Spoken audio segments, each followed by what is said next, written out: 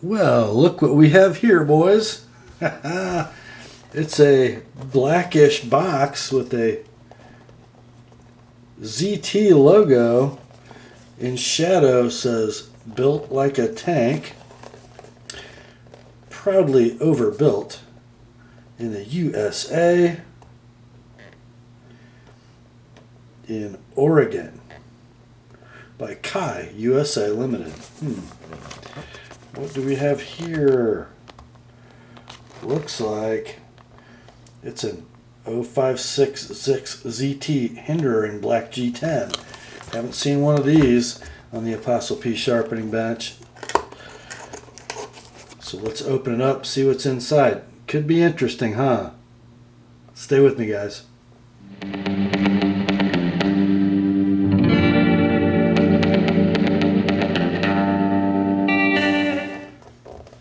Hi gang, Rob here. It's the evening of 13 April 2014.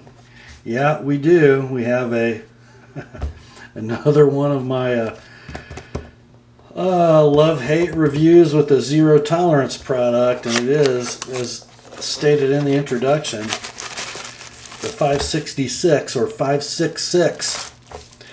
This is kind of a new style ZT box I haven't seen yet. I'm sure a lot of you have. A real beast, it says in shadow on this side. What do we got here? Again, proudly overbuilt in the USA. Built like a tank. Okay. Yeah, we get it. Okay, let's take it out of our bubble wrap. We got two layers of bubble wrap on this one, with a little desiccant inside to keep it free of corrosion. And here's the knife. Here is the knife.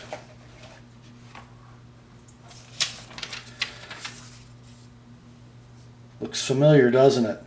From that sort of 2012-2013 barrage of Rick Hinderer designs by Zero Tolerance and Kershaw. This, I guess, the third in the line of Hinderer designs in the Zero Tolerance line. The American-made Hinderer designs by Kai.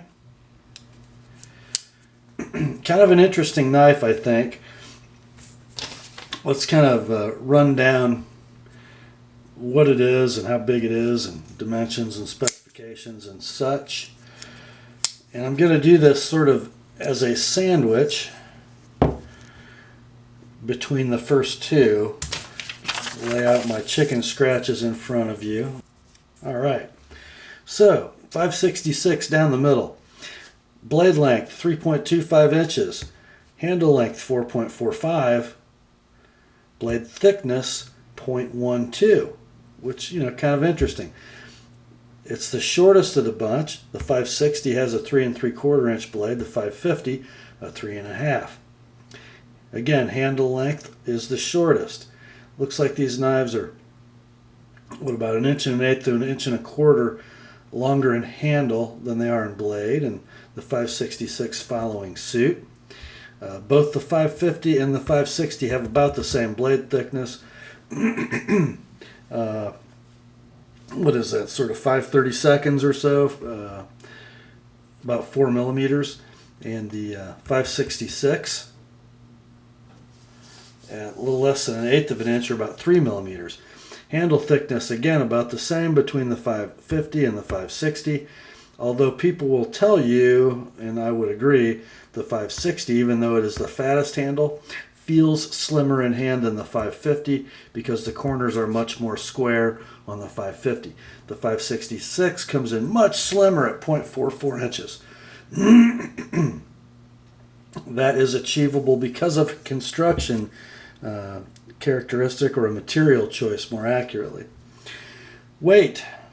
The heaviest of the bunch is the 550, which is the medium length knife.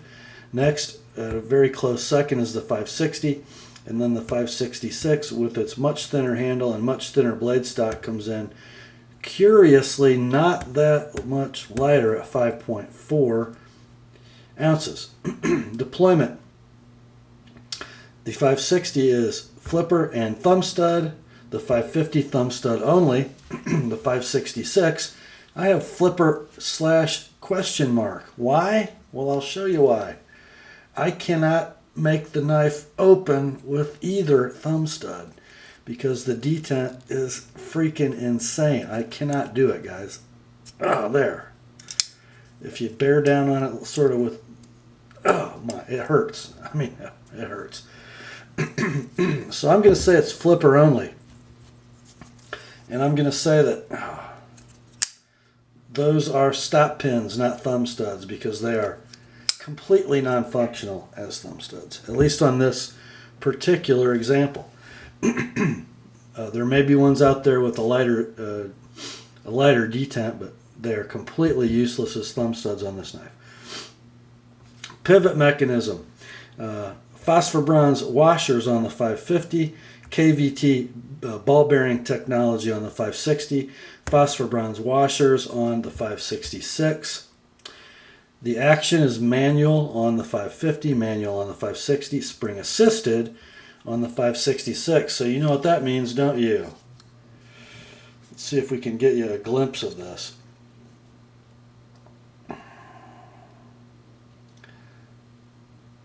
Can you see the washers through there?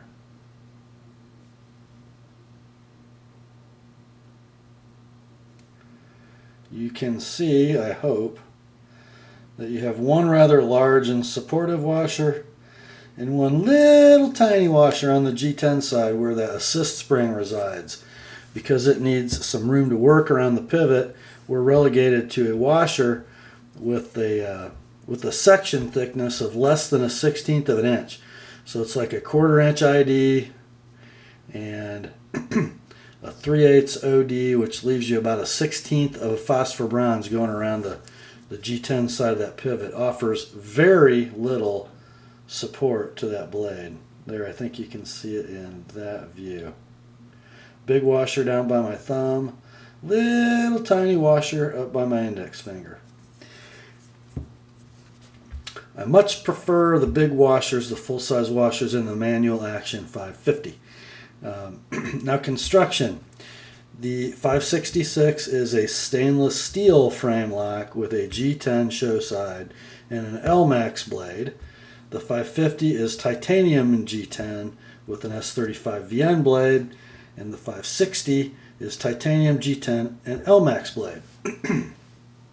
Okay, that's a lot of boring stuff. Please wake up now. So what you have is a knife that's dimensionally the smallest of the three, that seems to be, although slim in hand, pretty chunky in weight. 5.4 ounces for a 3 1/4 inch bladed spring assisted knife is pretty heavy. There are a lot of knives a lot bigger than this that weigh a lot less than 5.4 ounces. Why? Because in our budget level Hinderer ZT, we got to that $140 street price by using stainless steel as the frame and lock side of the knife rather than titanium. That saves us money and it gains us weight, and probably a lot of weight. Before I get into sort of the specifics and characteristics and the feel of this knife, after carrying it around for 2 or 3 days, this is a guest blade, by the way, and for sharpening, it does have a much better than factory edge on it. Getting ready to go back into the mail tomorrow, which is why we're doing this video tonight. This particular guest blade belongs to my YouTube subscriber and sharpening customer, Eric, from Lake Oswego, Oregon, of all places. This knife's a long way from home. Okay. So if you can see my little chart here, let's open this baby up and use it as a pointer. What I kind of did here, since I laid out this matrix of dimensions and specifications, I kind of put some things in circles that I would like to see. If we're going to build a Hinderer designed zero tolerance knife, here's how I would build it. Because I think there are disadvantages to all three of these knives. Most of them could be cleared up if we would just build one of them this way. So if you look at all my circled stuff, what I would borrow from each knife to make one good one. Basically, if you look at my dimensions that are circled, they're all from the 566. I love the size, the blade length, the effect. Look at the cutting edge versus blade length. It's almost all cutting edge, which is really cool. I love the profile of the blade. I love the drop point. It's not so thick behind the edge as either one of its two bigger brothers. It's a much better slicing profile. It's still plenty strong. So all my dimensions, my envelope or outside dimensions, come from the 566. So if we built this Hinderer ZT with a 3 1/4 inch blade, a 4.45 inch handle, 1/8 inch blade stock, with a handle thickness of 0.44 inches, if we use the construction of the 550, the titanium lock, the G10 offside, and by the way, I would use this G10, this sort of medium traction, not going to rip up your pants if you're a lefty, G10. I would not use that goofy sort of brick and mortar pattern from the 550. This is much better. I would also use the S35 VN blade. You guys are well aware of this. I don't love LMAX. I especially don't love Kai's LMAX. I will say this, though, having said that. This particular knife has the best LMAX I've ever seen on a Kershaw or ZT. Hands down, bar none. Not burned. Not so grind resistant that I couldn't do it in less than 3 hours. It did have a pretty jacked up factory edge. It was one side was as I looked at the right side of the blade, this side you're looking at, this side, the base of the edge was very narrow. The edge, or the tip of the blade, the grind was awfully broad, and then it was exactly backwards on the left side. The edge grind at the tip was very narrow, and at the base was very broad. Super weird. So I'm taking more material off. It was weird, just weird, and lots of chatter in the grinder that they put the edge on with. Lots of tool chatter. I mean, horrendous. For a $40 Kershaw from China, maybe acceptable. From $140 ZT, not acceptable. Okay, I digress. So I would take the titanium G10 layout of the 550 with the S35 VM blade, but using this G10.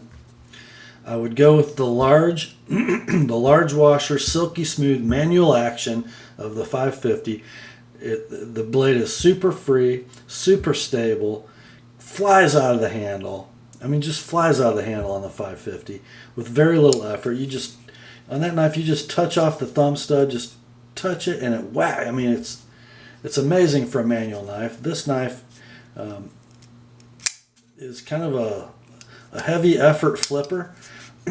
Don't love it, and you get no support on the offside for the blade.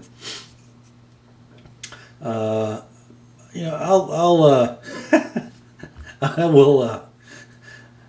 give you one.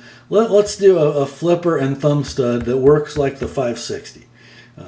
Of course, you guys know I would prefer thumb stud only, but you got to sell knives, so make it a flipper and a thumb stud, but make the thumb stud accessible. I mean, make it. It's crazy. If you're using the 550 action, though, you can get to the thumb stud and still have a good flipper. I'll guarantee you. That would give you a great knife. It really would. But as ZT is wont to do, they take lots of great ideas, put them in a finished package with lots of mistakes, and end up with a knife I don't want to own. And this is another one. I don't want to own it. I don't want a 3 1/4 inch blade in a package that weighs 5.4 ounces. It's ridiculous. It's what is that? Twice as much as a Rat 2. Granted, it's a heavier duty knife, but who wants a super heavy duty knife that's sub 3.5 inches? Just put a titanium lock side on it.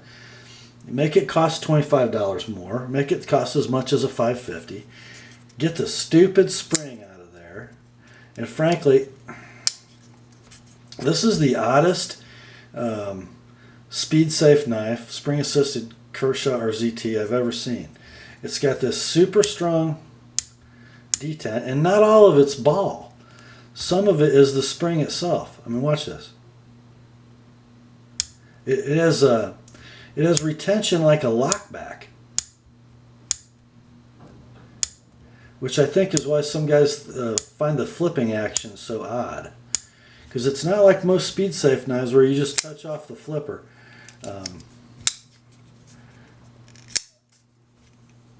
I'll kind of show you this.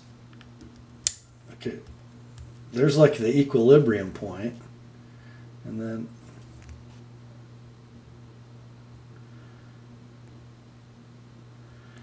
it's getting ready to fire, I promise. There it goes.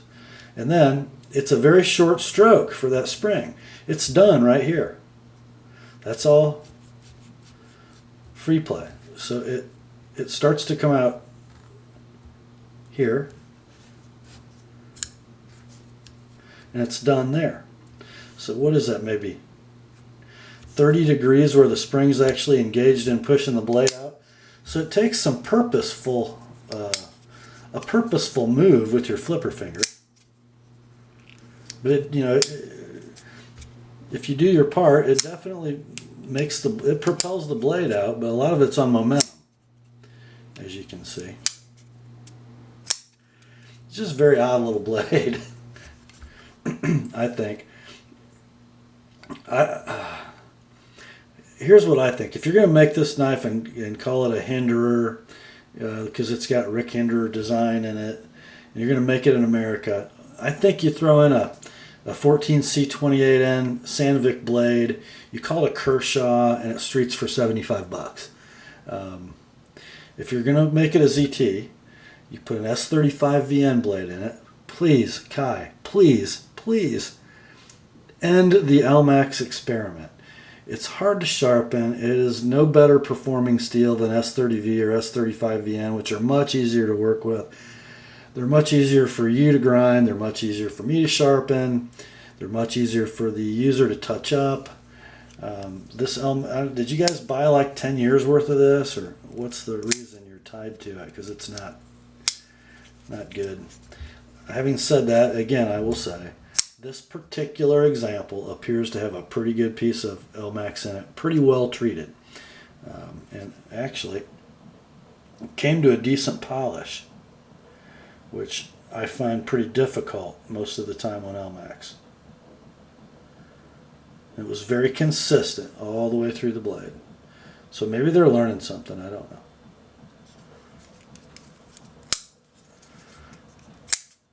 I did find another one of my lovely hardware issues. And this affects the clip screws. Right now the clip is screwed into the full thickness stainless steel frame side, and if you notice, they don't quite make it to flush. And if you notice, the G10 scale on the offside is almost as thick as the stainless steel frame side without the liner. So if you're going to flip the clip over for left-hand carry, you're going to get about 1.5 threads of engagement.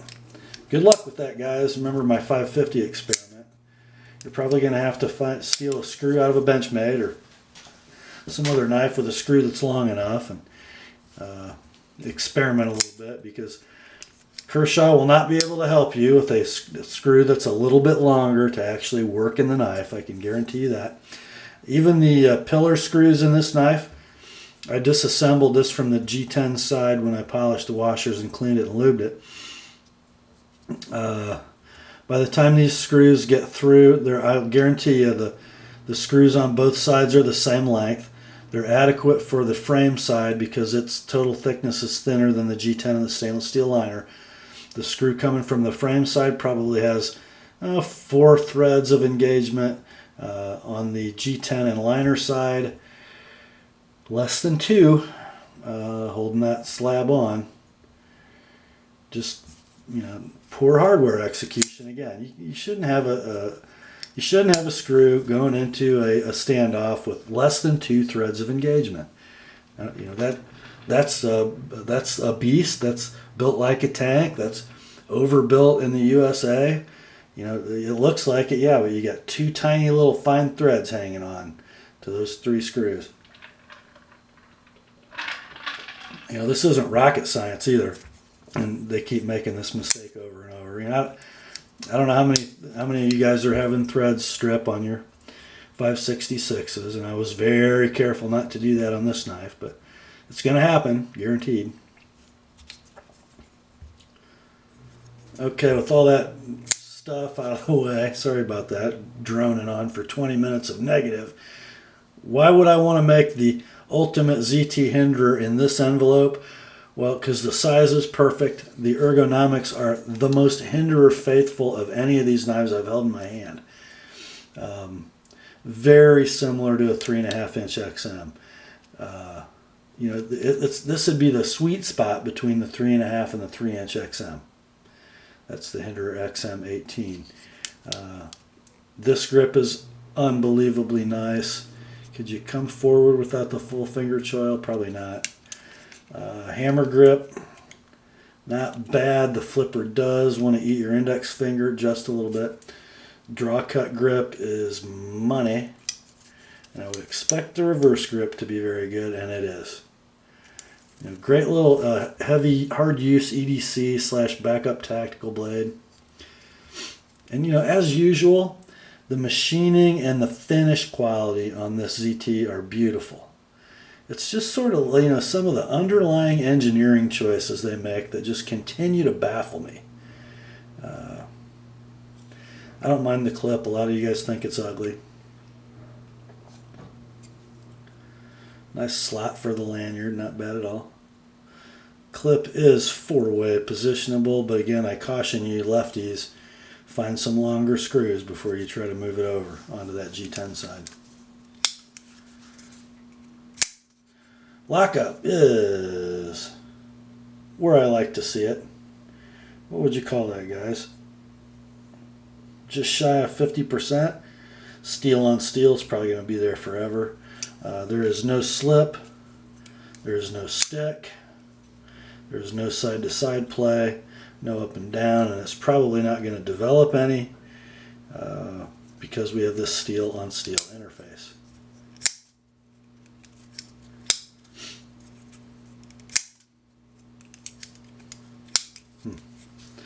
I've seen some guys de-assist these. John from One All's Pub had one and de-assisted it.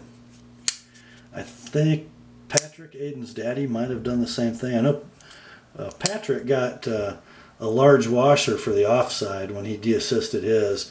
Kind of made it into a whole different knife.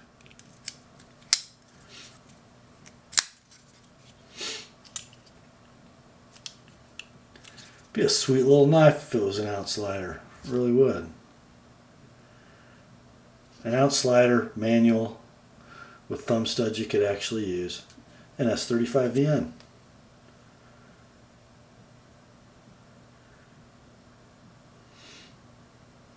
But all in all, a pretty nice little blade. Just thought you'd like to see it, and thank you, Eric, for letting it out of the house for a week or so.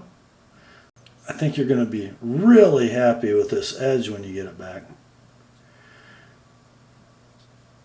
I think I am. Well, hey guys, that's all for tonight. Grace to you and peace from God our Father and the Lord Jesus Christ. And remember, the word is sharp.